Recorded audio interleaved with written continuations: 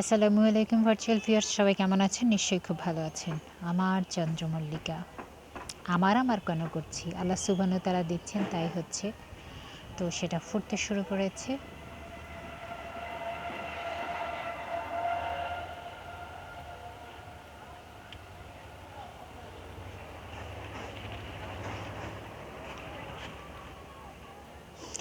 Tiredness এত বেশি যে কথা বলতে কষ্ট হচ্ছে।